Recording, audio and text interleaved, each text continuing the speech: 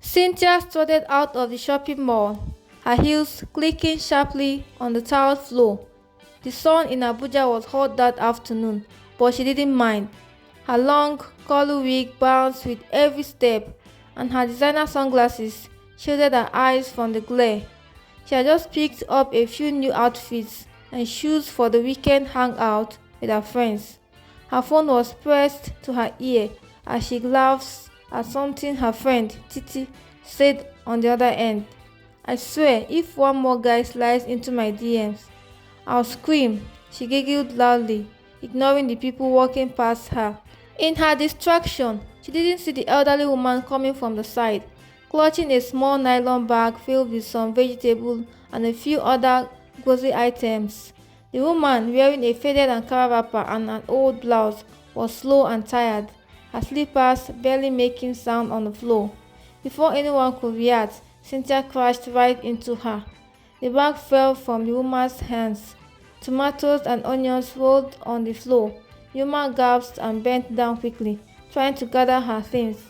Cynthia stopped abruptly and scowled. What is wrong with you, Mama?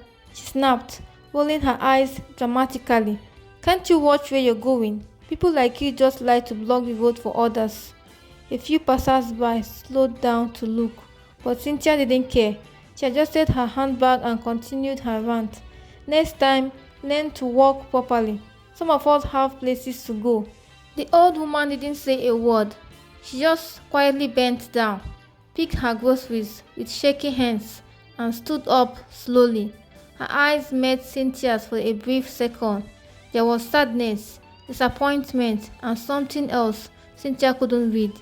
But Cynthia, too proud and angry, didn't pause to think. Without another word, she turned on her heels and marched towards her car.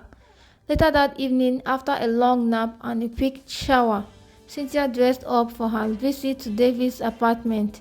David was her fiancé, the perfect gentleman, soft-spoken, hard-working, and above all, hopelessly in love with her.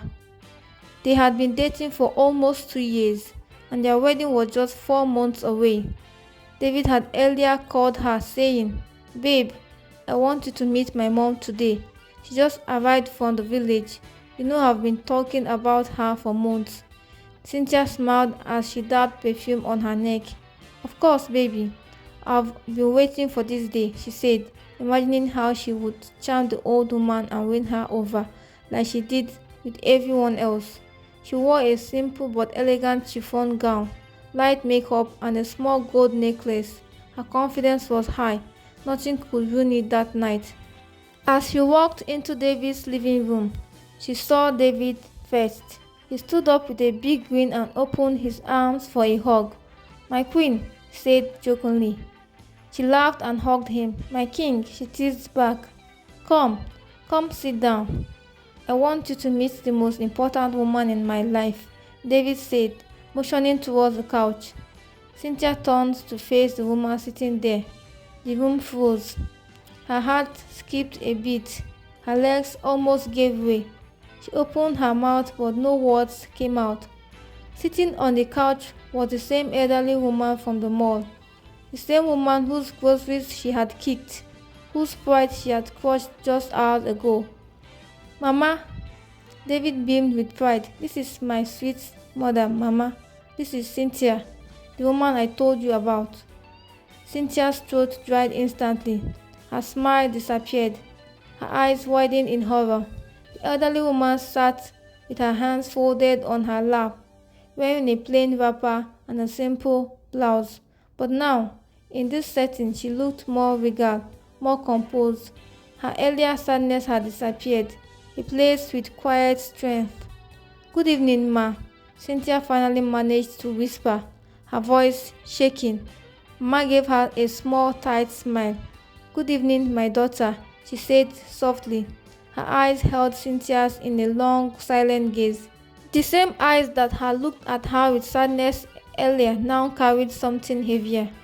Judgment, disappointment, and quiet understanding.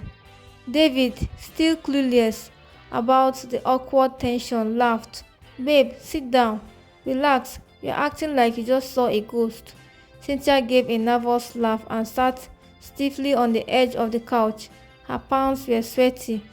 She couldn't look at Mama directly. Her heart pounded hard in her chest. David continued talking, asking both women questions, trying to make them bond. Mama, tell Cynthia about your farm. You know she's a city girl. She doesn't know anything about village life.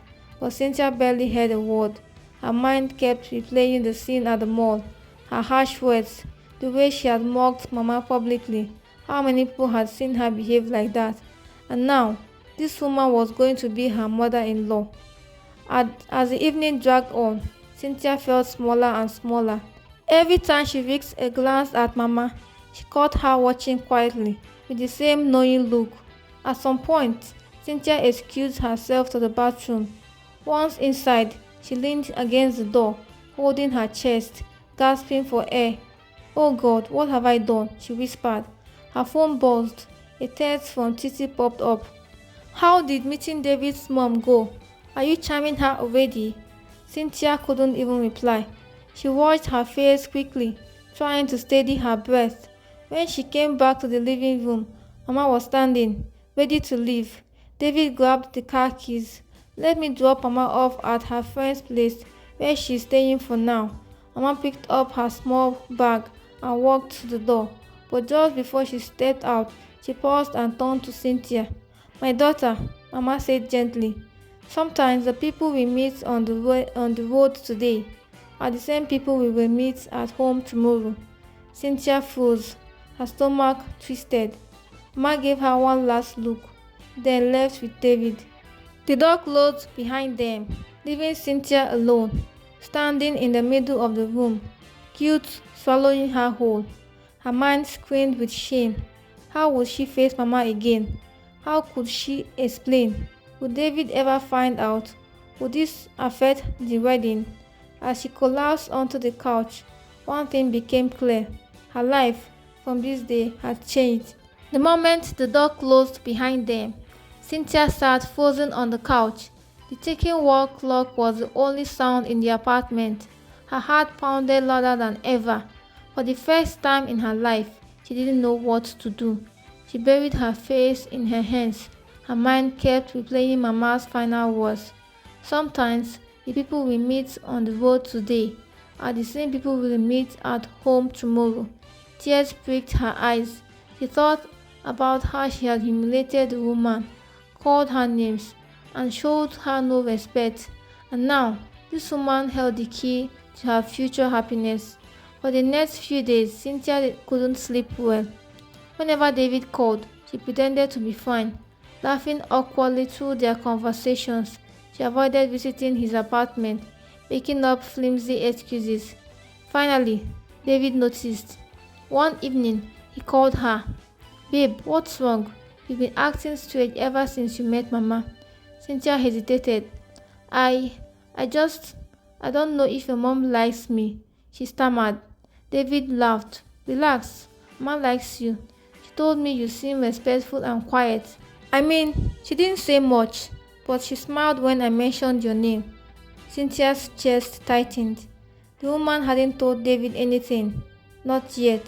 David continued. "Actually, Mama invited you over for lunch this Sunday. She said she wants to cook something for you herself. I told her you love native soups." Cynthia's mouth went dry. Lunch with Mama, after everything? But this was her chance to apologize privately. On Sunday afternoon, Cynthia dressed modestly in a simple gown. No heavy makeup, no flashy jewelry. She bought some fruits and soft drinks on her way, hoping it would help soften Mama's heart. When she arrived at the flat where Mama was staying, her hands trembled as she knocked. Mama opened the door herself. Their eyes met. Cynthia swallowed hard. "Good afternoon, Ma," she said softly, bowing slightly. Mama stepped aside to let her in. "You're welcome, my daughter," she said in a neutral tone. The small living room smelled of freshly cooked bitterleaf soup. Mama had set the table already. Cynthia placed the fruit on the center table and sat down, barely able to sit still. Mama served her food quietly. Throughout the meal, Cynthia's hand shook slightly as she tried to eat. After a while, she couldn't hold it any longer. Mama, please, Cynthia began, her voice cracking. I need to say something important. Mama looked up from her plate. Go ahead. I'm so sorry, Ma. The first day we met at the shopping mall, I was rude to you. I said terrible things. I behaved like a proud, mannerless child. I'm so ashamed. I didn't know. I didn't know you were my future mother-in-law. Mama placed her spoon down gently. So if I wasn't your future mother-in-law, would the way you treated me be okay? Cynthia froze. Her throat tightened. No, Ma. I was wrong. No matter who you were, I was wrong. I was arrogant. Please forgive me. I'm so sorry. Her voice broke into a sob. Tears spilled down Cynthia's cheek as she knelt on the floor, holding Mama's feet. For a moment, Mama was silent. Then she reached down and touched Cynthia's shoulder gently. Stand up, my daughter. Don't cry. Cynthia slowly stood, wiping her eyes. Mama sighed deeply. You see, life will humble all of us at one point or the other. I'm not angry with you, but I want you to remember something. True character shows when you are dealing with strangers, with people who can do nothing for you. Cynthia nodded rapidly, still crying. I promise, Mama. I've learned my lesson. I'll never behave like that again. Mama smiled warmly for the first time. Good. You're still young. You will grow. Cynthia felt relief wash over her. She felt like a huge burden had been lifted from her heart. Mama served her more soup. They sat and ate together quietly. Mama even told her a few stories about village life, and for the first time, Cynthia listened with genuine interest. When David arrived later that evening to pick her up, he was surprised to find both women chatting softly like old friends. As they walked out together, David wrapped his arms around Cynthia's waist. I told you Mama would like you, he said, grinning. Cynthia smiled, glancing at Mama. This time, the smile was real, full of gratitude and humility. From that day forward, Cynthia became more conscious of how she treated people, whether strangers or loved ones. As the wedding day approached, Mama stood proudly beside her, blessing their union. A woman who had every reason to resent her, but chose forgiveness instead. Life had taught Cynthia a lesson she would never forget.